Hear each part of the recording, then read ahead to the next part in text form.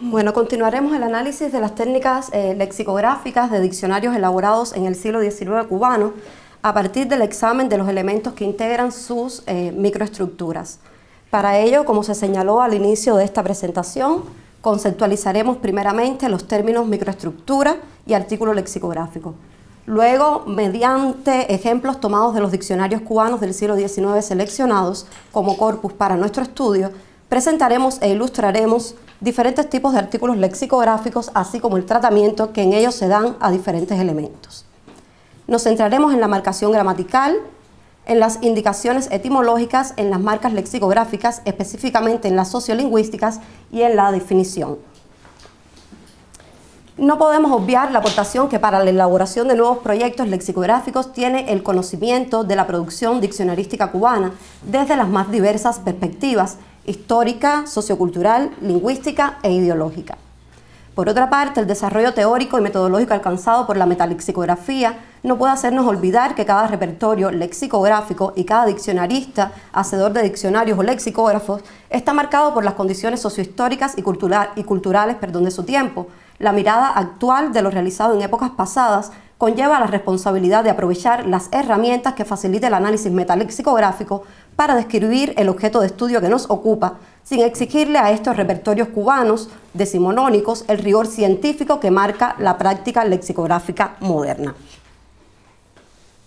Ahora bien, entrando en materia, es necesario saber qué se entiende por microestructura de un diccionario, pues es el elemento central de nuestro análisis. El término microestructura fue acuñado por Rex de Boeuf en 1971 en su libro Estudio Lingüístico y Semiótico de Diccionarios Franceses Contemporáneos, donde declara que llamaremos microestructura al conjunto de informaciones ordenadas para cada artículo, que produce un programa de información constante para todos los artículos y que se lee horizontalmente siguiendo la entrada. Este término ha sido aceptado y replicado en estudios metalexicográficos posteriores. Por ejemplo, para Porto da Pena, la microestructura es el conjunto de informaciones también dispuestas de acuerdo con un determinado patrón o patrones que se ofrecen dentro del artículo lexicográfico, siendo el artículo la base y fundamento del diccionario. El artículo lexicográfico es la unidad mínima en que se organiza el diccionario y está formado por el lema, que es la unidad léxica tratada, y por las informaciones que se proporcionan acerca de esta unidad, como declara Garriga, donde la definición es el elemento central. El tipo de información que se proporcione y su disposición dependen de la naturaleza del diccionario, sus objetivos, sus funciones y usos, sus usuarios y destinatarios, si bien se habla de una estabilidad en la ordenación de estas informaciones en los repertorios lexicográficos.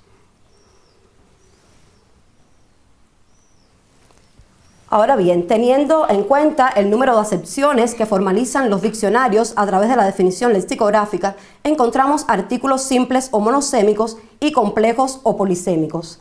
En los diccionarios analizados encontramos artículos monosémicos en los que los autores dan cuenta de la acepción diferencial respecto del español peninsular.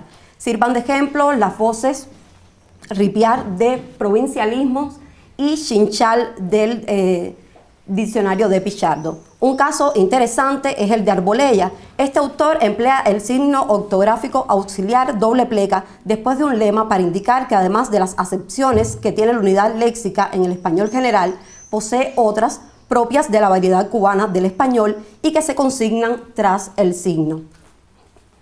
Como vemos, la voz capar se recoge en el Diccionario de la Lengua Castellana de la Real Academia Española de 1852, que es el publicado en fecha más cercana a la segunda edición de la obra de Arbolella. Por lo tanto, la doble pleca que vemos en el artículo lexicográfico de Arbolella corresponde a o hace referencia a esas acepciones del español general que aparecen en el diccionario académico. Este signo también tiene en la obra de Arbolella la función de separar acepciones en los artículos polisémicos, como vemos en el caso de Rancho. El signo aparece con estas dos funciones comentadas. El uso de la doble pleca con la función de separar acepciones, frecuente en la lexicografía hispánica, también se documenta en la obra de Pichardo. En el caso de provincialismos, el uso de este signo responde al trabajo realizado para su edición crítica. En las indicaciones sobre esta edición apunta Chávez que en el manuscrito las diversas acepciones de un mismo vocablo no fueron separadas en los artículos lexicográficos. Por ende, aquí han sido divididas con punto y seguido y doble barra vertical. Otros enunciados introductorios de acepciones en la obra son: su significación se extiende, como vemos en Baracutey, y significa también, que aparece en la voz cacalote. Esta manera de construir el artículo lexicográfico polisémico también la encontramos en el diccionario de Pezuela. Sirvan de ejemplo la voz barracón, en cuyo artículo las acepciones no funcionan autónomamente. De igual forma procede de armas, donde vemos que no hay separación con este signo para los artículos polisémicos. Hemos dejado para el final los comentarios de la obra de Macías por la singularidad de su artículo lexicográfico. Como acertadamente destaca Palacio 2019-2022, la estructuración del artículo en bloques informativos separados por etiquetas son características peculiares de la obra. Para la distinción de los bloques de acepciones utiliza el diccionarista las etiquetas significado único para los artículos monosémicos y significado fundamental y significado metafórico para los polisémicos. Además, emplea números romanos seguidos de paréntesis dentro del bloque correspondiente a los significados metafóricos para separar las acepciones si hay más de una. Estas etiquetas, así como las restantes abreviaturas que aparecen en el artículo lexicográfico, los signos y símbolos no se explican en los paratextos preliminares de la obra. En relación con la ordenación de acepciones, debemos decir que, por una parte, solo la obra de Macías tiene en cuenta la distinción entre homónimos. Sin embargo, el lexicógrafo no separa en artículos independientes las voces homónimas, sino que en un mismo artículo incluye un bloque informativo introducido por la etiqueta homonimia para dar cuenta y comentar esta información.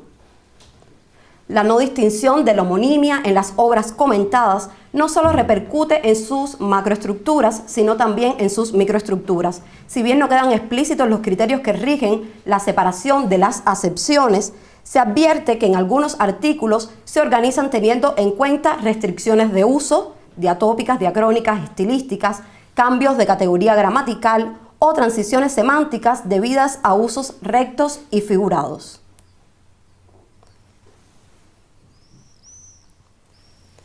Para el análisis de los diversos componentes que integran o pueden integrar un artículo lexicográfico, haremos una distinción entre la parte enunciativa, constituida por el lema, y la parte informativa, que es el cuerpo o desarrollo del artículo lexicográfico. Nos centraremos en esta segunda parte, pues ya la primera fue desarrollada por Amalia Triana, en la primera parte de la presentación.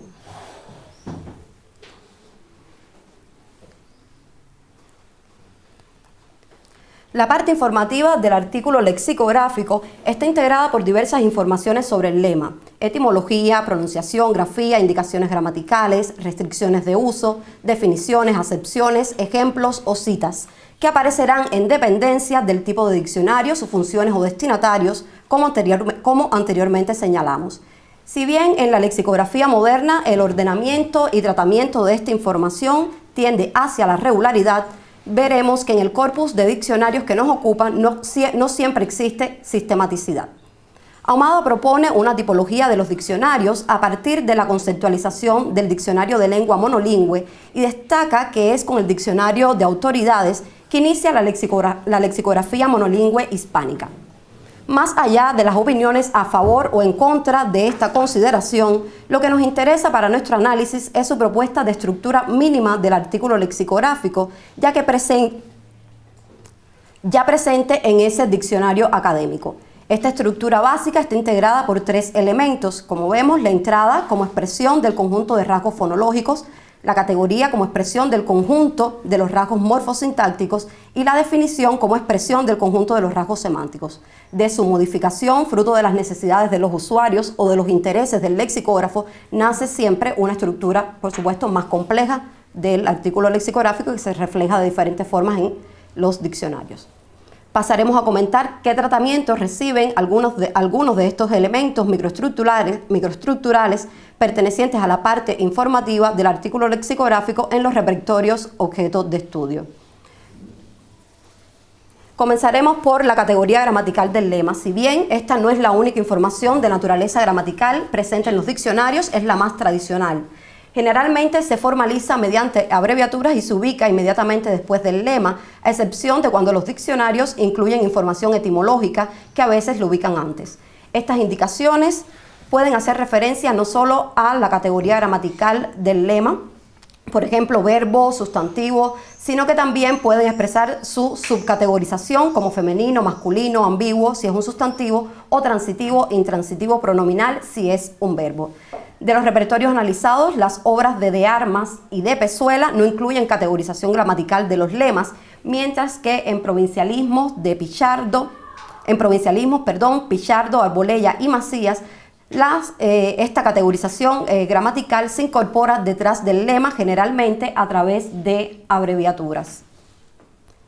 En el diccionario de provincialismos, los lemas están seguidos de marcas que indican la categoría y la subcategoría, aunque la indicación de emoción de género para los sustantivos se incluyó en el proceso de edición del manuscrito, que también contempló la inclusión de otras marcas gramaticales. Todas estas modificaciones e inserciones aparecen entre corchetes, como vemos en los ejemplos. Por su parte, Pichardo indica igualmente a través de marcas abreviadas consignadas previamente en un listado de abreviaturas que cierra el prólogo, no solo la categoría gramatical de la unidad léxica, objeto de estudio, sino también las subcategorías, entre ellas las marcas de género de los sustantivos, como vemos en aguardiente y en matungo. Esta marcación suele ser sistemática, aunque en el artículo de Anón, por ejemplo, vemos que no aparece esta información gramatical. Incorpora además, aunque con escasa frecuencia, otras informaciones al final del artículo que amplían o precisan otros comportamientos gramaticales. Sirva de ejemplo el artículo de parar. Este tipo de indicaciones también aparecen en el repertorio de Arbolella. En ocasiones en el cuerpo de la definición. Arbolella comparte con Pichardo y provincialismos el uso de abreviaturas que reflejan la categoría y subcategoría gramatical de la voz definida, pero se distingue de estos en la utilización solamente de la subcategoría gramatical para los verbos y los sustantivos. Esta práctica, reflejada en los diccionarios de la Real Academia, sigue el orden de pensamiento de que la subcategoría gramatical incluye ya la categoría, por lo que no es necesario poner esta última. En este repertorio, la asignación de marcas gramaticales es asistemática, pues hay numerosos artículos lexicográficos en los que no aparecen, como vemos en el caso de Aguacero y Ranchería. En la obra de Macías, por su parte, la formalización de las marcas gramaticales es irregular. Si bien predomina el uso de abreviaturas, como vemos en Beneficiar, también se ofrece esta información de forma desplegada como en Gapalear, o se combinan ambos recursos como en Ajetrear. En relación ahora con las indicaciones etimológicas, podemos señalar que en las obras de Arbolella y Pezuela no se ofrecen y en provincialismos es escasa. En este último aparece en algunos indigenismos como en Casabe o préstamos del francés o del inglés y por lo general se ubican después de la definición. Por su parte, Pichardo, cuando incluye la información etimológica, lo ubica después de las abreviaturas correspondientes a la categorización y subcategorización gramatical. Este autor no indica el origen etimológico de todas las voces que recoge, sino que lo consigna en los indigenismos a partir de la marca voz indígena. Contrario al reconocimiento del origen indígena de lo que denominan lenguaje criollo, es de Armas. Resume Palacio, que en el capítulo 2 de su libro asegura que las lenguas indígenas de las Antillas no tuvieron ninguna influencia en la formación del lenguaje criollo, que las lenguas que hablaban las tribus antillanas fueron pereciendo una tras otras sin dejar ninguna traza auténtica de su existencia, y que en las palabras que se creyeron originarias del idioma lucayo se observa una raíz o una terminación castellana. En el capítulo 4 afirma: la primera fuente del lenguaje criollo fue el idioma castellano. Aunque la información etimológica aparece de manera frecuente, su formalización es diversa. Por ejemplo, si realizamos una mirada al glosario 10, voces criollas derivadas del árabe, que contiene 142 lemas, podemos advertir que, en primer lugar, la etimología no se da en todos los lemas. Por ejemplo, en Azuba y Bagre no aparece. En los que aparece la etimología generalmente se ubica después del lema a través de la fórmula D más voz árabe, en cursiva, de la que proviene el lema, y el significado posteriormente de la voz árabe, como sucede, como pueden ver, en Bato y en Guaycán. Y en otras ocasiones introduce la información mediante frases como voz arábiga, que significa, como el caso de Azarcón. En el glosario 12 de voces mexicanas, por otra parte, no consigna la información etimológica detrás de cada lema, pues declara en la introducción de ese apartado que de las lenguas indígenas del continente americano, la azteca o mexicana es la que ha contribuido con más copioso caudal a enriquecer el lenguaje criollo, por lo que da por sentado que todas las voces que va a incluir, por supuesto, van a provenir de esta lengua. Macías también incluye en su artículo lexicográfico la etimología. Macías también incluye en su artículo lexicográfico la etimología en consonancia con el propósito y el título de su obra. Esta información, que suele ser detallada, aparece de manera constante en los artículos antecedidos de la etiqueta etimología. Macías no especifica en este apartado la lengua de la que procede el lema, porque en los paratextos de la obra incluye fragmentos de su Etymologicarum Novum Organum, publicados en el oriente de Jalapa y reproducidos en el Boletín Cantonal de Córdoba, donde el autor declara que se propone demostrar que las voces americanas, que se reputan de origen indio hasta por la misma Academia de la Lengua, son todas, absolutamente todas, adulteraciones del español, salvo las procedentes del náhuatl o mexicano, del maya o yucateco, del quichua o peruano o de alguno que otro idioma determinado. Los criterios etimológicos de Macías fueron altamente cuestionados por sus contemporáneos, así como su posición contra el origen indigenista de muchas voces, coincidente con la de Armas. Sobre su antiindigenismo lingüístico comenta López Morales: su diccionario, pues, es un continuo rechazo del origen americano de términos como ají, anón, batey, cahuahuán, guayacán, huracán, utía, jagua, jagüey, yuca, papa, para los que ofrece etimologías más que fantásticas. Ahora pasaremos al análisis de las marcas lexicográficas, las cuales forman parte de un conjunto de indicaciones de tipo secundario, aunque no por ello de menor importancia, que acompañan las definiciones en el artículo lexicográfico, como señala Por Toda Pena, y se utilizan para señalar las restricciones de uso de una palabra. Dentro de los tipos de marcas podemos encontrar las diatópicas, diafásicas, diastráticas y las diacrónicas, marcas diasistemáticas para Por Toda Pena, las diatécnicas y también las marcas de transición semántica. En relación con las marcas gramaticales, de las cuales ya hemos analizado su tratamiento en los diccionarios decimonónicos cubanos seleccionados, no todos los autores las consideran dentro del sistema de marcación. Fajardo, por ejemplo, plantea que queda fuera del concepto de marcación todo lo que es regular y constante en cada uno de los artículos del diccionario. En nuestro estudio nos centraremos en el tratamiento de las marcas diasistemáticas, La práctica y los diversos estudios metalexicográficos revelan que no ha sido homogéneo el empleo de las marcas en los diccionarios, específicamente de las sociolingüísticas o diasistemáticas, y dentro de ellas las que transmiten informaciones diastráticas y diafásicas, que han sido nombradas indistintamente marcas estilísticas, de nivel de lengua, de registros de lengua. El trabajo lexicográfico del siglo XIX y de casi todo el XX estuvo signado por una marcación irregular e incluso caótica. Las marcas sociolingüísticas aparecían de manera aislada, inconsecuente, y su significado era discutible y variado, como señala López Morales. Asimismo, para la lexicografía cubana, concluye Camacho en su estudio sobre las marcas sociolingüísticas en una muestra de la lexicografía cubana integrada por diccionarios de los siglos XIX y XX, que en las obras predomina la falta de sistematicidad en el empleo de las distintas modalidades de marcación y en relación con su formalización, que predominan las formas no abreviadas en lugar de las truncadas o abreviadas. En el análisis que realiza Chávez del diccionario de provincialismos, el investigador precisa que en el repertorio predominan las marcas sociolingüísticas que se refieren a términos considerados vulgares o familiares mediante las abreviaturas de VUL o FAM, respectivamente, pero también se utilizan comentarios metalingüísticos del tipo frase vulgar, sentido vulgar, vulgarmente y en sentido familiar. Las indicaciones sobre las restricciones dialectales son escasas y poco precisas.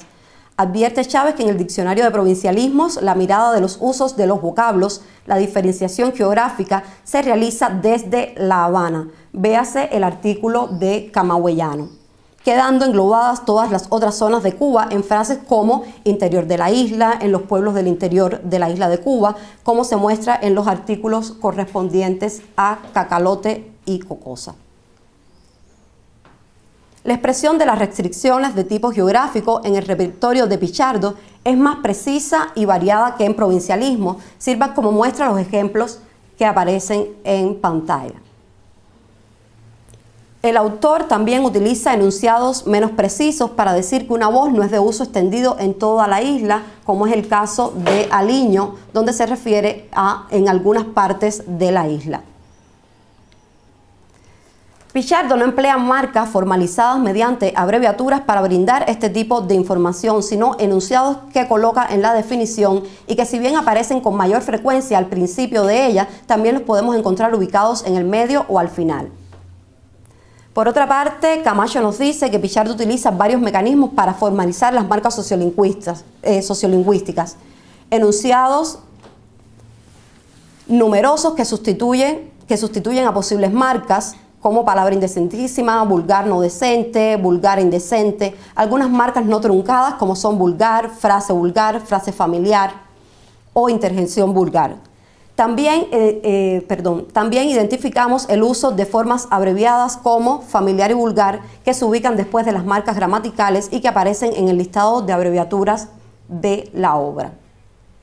Asimismo, se señala que la marca vulgar es la más empleada en la obra pichardiana y que estas marcas de uso o sus enunciados sustitutivos, el autor las sitúa antecediendo a la definición, intercaladas o al final, lo que revela a sistematicidad, aunque se aprecia una tendencia a ubicarlas al inicio.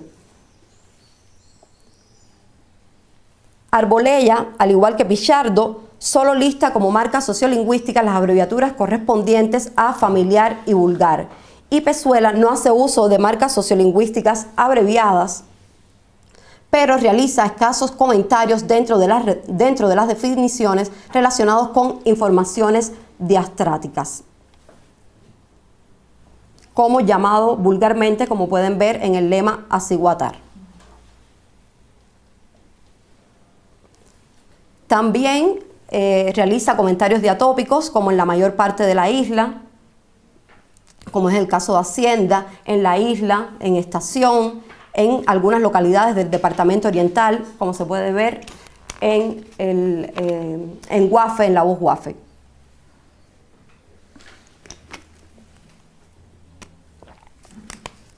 En el artículo correspondiente al lema sitio, utiliza la denominación vuelta arriba, que ya habíamos comentado que emplea Pichardo en su obra.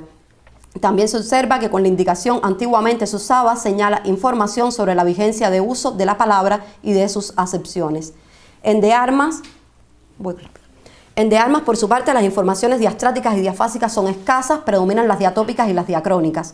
La manera de presentarlas es como comentarios en el cuerpo del artículo lexicográfico. Por su parte, en Macías, las marcas sociolingüísticas no tienen formalización sistemática. Hace uso de abreviaturas, formas desplegadas y construcciones en las que combina estos dos mecanismos. Un acercamiento al tratamiento de una de las indicaciones de registro de la lengua, la variante diafásica familiar, nos permitirá ilustrar lo antes afirmado. Uno de los mecanismos de mayor aparición es el uso de la marca abreviada familiar, que vemos que puede usar indistintamente escrita con mayúscula y con minúscula. Como los ejemplos utilizados lo demuestran, estas abreviaturas forman parte en su mayoría de artículos lexicográficos de otros repertorios que Macías cita, como el Diccionario de la Real Academia, el Diccionario Provincial Casi Razonado de Voces y Frases Cubanas de Esteban Pichardo y el Índice Alfabético y Vocabulario Cubano de José García Albolella, entre otros. Resulta entonces interesante el hecho de que recurra a este tipo de formalización cuando introduce en su diccionario definiciones citadas de otros autores, lo que nos lleva a considerar que estas marcas abreviadas pueden ser tomadas de esos otros repertorios lexicográficos que el diccionario cubano tiene como fuente. Otro aspecto relevante es que la mayor parte de estas marcas no abreviadas aparecen... me salté algo. El diccionarista utiliza además marcas no abreviadas del tipo uso familiar, frase familiar, no sé si lo tengo puesto, pues no. Exclamación familiar, apodo familiar, frase que se emplea familiarmente. Otro aspecto relevante es que la mayor parte de estas marcas no abreviadas aparecen a partir de las segundas acepciones que se corresponden mayoritariamente con los usos que el autor considera propios de la variedad cubana de la lengua española.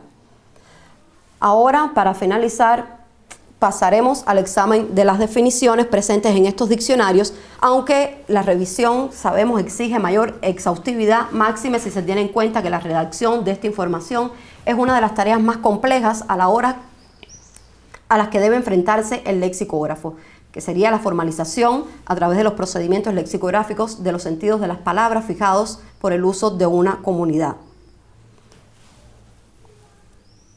Es quizás en este punto donde los diccionarios analizados más se alejan de los requisitos que se le exigen a la labor lexicográfica y específicamente de los que rigen la redacción de una definición, que son el de equivalencia, el de conmutabilidad o sustitución, el de identidad categorial o funcional, el de análisis, el de transparencia y el de autosuficiencia.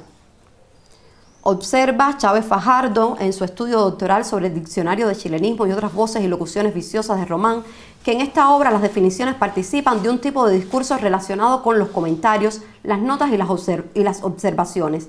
Estas consideraciones pueden ser extendidas a las obras cubanas decimonónicas que nos ocupan, en las que no siempre encontraremos definiciones propiamente dichas, sino también descripciones, explicaciones, comentarios sobre la voz lematizada, así como el diálogo con las definiciones que aparecen en los repertorios de sus contemporáneos o en las de la Real Academia Española. En el diccionario de provincialismos encontramos informaciones metalingüísticas que ocupan en el artículo lexicográfico el lugar correspondiente a la definición y que no son propiamente la expresión lexicográfica de algún sentido de la voz. Apunta Chávez que esto ocurre con los lemas marcados como participio, como se ve en el ejemplo de apachurrado. Se emplean con frecuencia definiciones propias, perifrásticas y peronímicas, como ilustra el lema bajareque, y también sinonímicas, en las que se utiliza un solo sinónimo, que sería una definición sinonímica simple, o dos sinónimos, una definición sinonímica compleja, como se observa en apachurrar.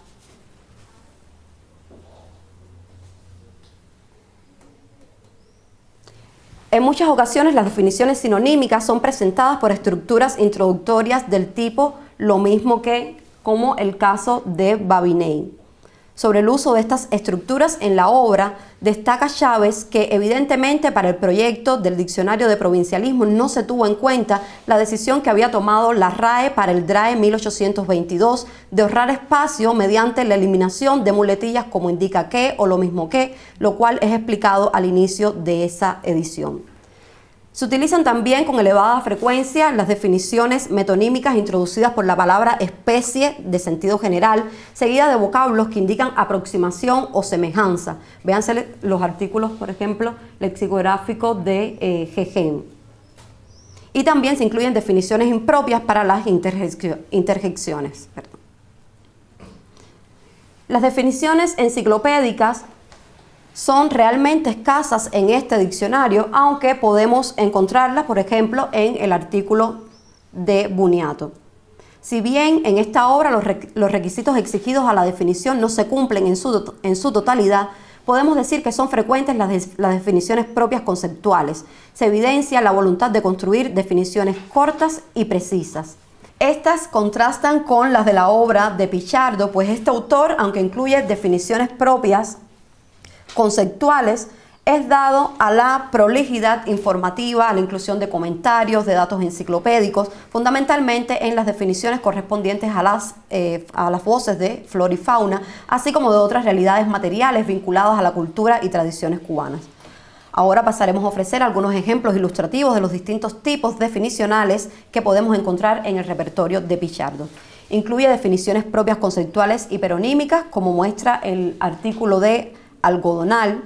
Hace uso también de definiciones sinonímicas como marce y chambón, formalizadas de maneras, como pueden ver, de maneras diversas. En el caso de Shango también utiliza la estructura introductoria, lo mismo que habíamos ya advertido en provincialismo, y encontramos casos de no correspondencia categorial entre definidor y definido, como ocurre con frecuencia en esta obra en las definiciones de los adjetivos. Es una obra que abunda en definiciones enciclopédicas, descriptivas, detalladas y por lo general extensas. La obra de Arbolella, por su parte, se caracteriza por las definiciones breves y sintéticas, aspecto que declaran los paratextos de su obra cuando compara su modelo con el de Pichardo. Así lo comprueban las investigadoras Díaz y Camacho en sendos trabajos dedicados al análisis del repertorio de Arbolella. Concluye Díaz que en esta obra, y específicamente en la construcción de las definiciones, hay una tendencia a la objetividad, lo que contrasta con la obra de Pichardo. A similares conclusiones llega Camacho en relación con el modelo definicional del lexicógrafo. Cito: podemos decir por ello que las definiciones elaboradas por nuestro autor para las entradas léxicas del subcampo de los platos o comidas son breves y sintéticas. En una comparación entre las definiciones de Pichardo y Arbolella se puede comprobar que ciertamente las de Arbolella se caracterizan por la síntesis y la brevedad. Arbolella también hace uso en su obra de las definiciones sinonímicas simples, complejas e introducidas por estructuras, como ya vimos, como se muestran en los ejemplos de las voces que tienen en pantalla.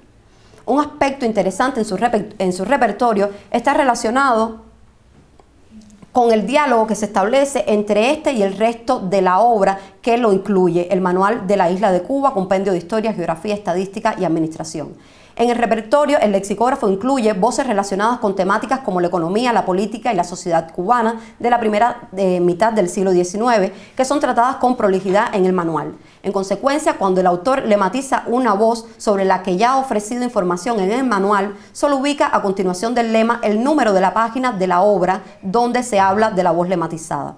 Estamos ante artículos de remisión donde el proceso de envío no ocurre en el interior del propio repertorio lexicográfico, sino que se establece un diálogo entre el repertorio y la obra mayor que lo incluye.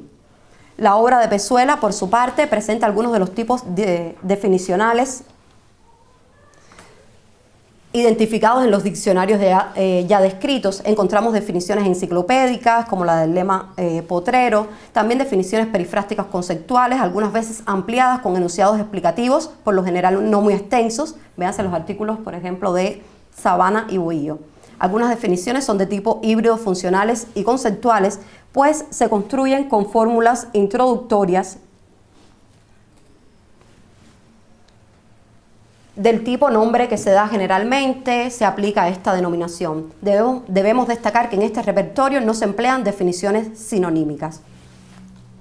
Por último, la obra de Macías destaca por su parte por la ya comentada ordenación de su artículo lexicográfico y por el respeto que el autor hace de esa ordenación.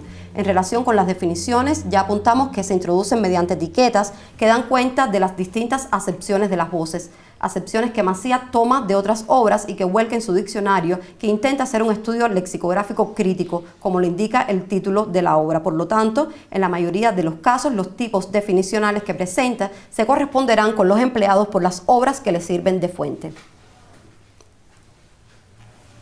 En relación con el estudio de las técnicas lexicográficas, mucho queda por hacer, aunque algo ya se ha hecho. Las unidades fraseológicas estudiadas por Palacio, el acercamiento a los mecanismos de ejemplificación, elemento abordado por Camacho, el estudio de los contornos de especialidad, tema del que contamos con algunos artículos, encuentran en estas nuevas obras incorporadas a la segunda edición del Tesoro Lexicográfico de Cuba un corpus que debe y merece ser explorado.